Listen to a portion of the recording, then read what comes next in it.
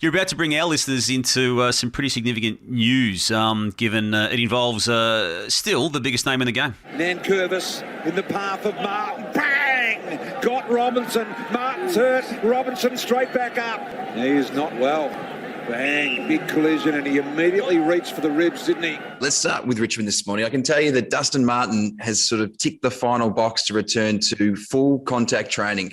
Now, it's a massive result for Richmond because they had planned for this all along. When he went down with that lacerated kidney in round 18 last year, he spent a week in hospital. He lost nearly 14 kilos, and they've really had to take it very slow with the Brownlow medalist and build him right back up. It was a grueling incident with Brisbane's enforcer, Mitch Robinson, and it was a much more serious injury than first thought. Martin sort of suffered that serious kidney injury, and he wasn't able to do contact training for 3 months and had to watch everything that he ate for his immune system and had to be really meticulous. He's a really meticulous eater as it is with his preparation, but he had to be very, very conscious about what he put in his mouth. So those inside Richmond believe that this time away and the ability to sort of rebuild and reset will help extend his career. Obviously, we go back to 2017 all the time, and it was such a phenomenal season, one of the best we've ever seen, if not the best we've ever seen. He's had 2 All-Australian seasons since then, Damo. Can you see him returning to somewhere near his very, very best in 2022? Can't see why not.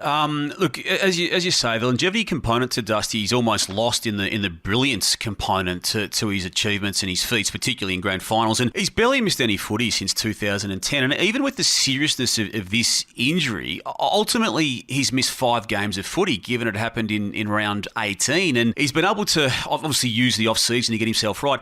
Look, for you to reveal that he is basically back to being allowed to compete and have contact training, it's significant, Josh, because there were some serious moments of doubt and worry, not just from Dusty himself, but people around him and at that footy club in the period after what happened with Mitch Robinson. And going into Christmas, there was still some great unknown as to when he was going to get the all clear and the right to get back out onto the track, let alone back into the games. But if in January 31 and February 1 he's going to be able to train the way he wants to and needs to train to be the person and player that he is, well, that's a significant step. And yeah, ultimately, he's missed 5 games of footy. It could have been a whole lot worse had it been round 3 or 4. He would have missed a whole lot more chunk of footy than it actually has been. So I can't see why, Josh, that he won't seek to extend it and play. And you just don't know what goes through a guy's mind, do you, when it comes to the time away from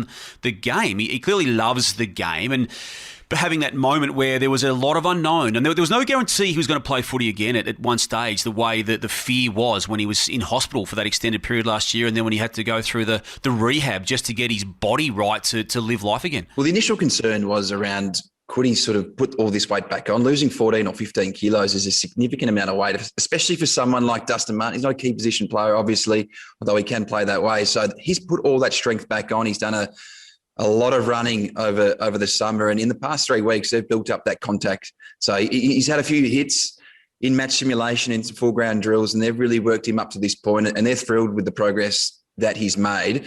You raise a really good point around his durability. He doesn't miss. He's played 260 games, and aside from last year where he still played 16 games, he's always played 20 or more.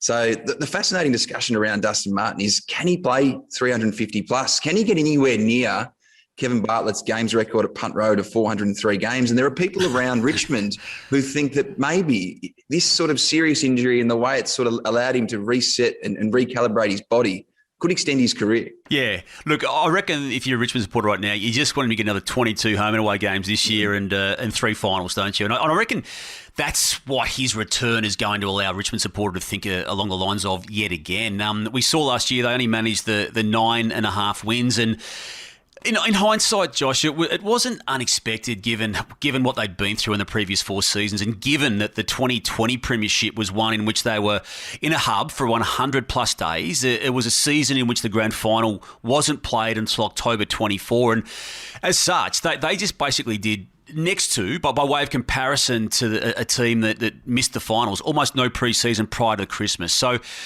when it all happened, and then obviously Dusty going down in that round 18 game, the 9.5 wins in total, they missed, but they still scrounged 9.5 wins of footy in a year that didn't work out for them. So I can't see why they wouldn't be thinking that they're going to be up there again in 2022.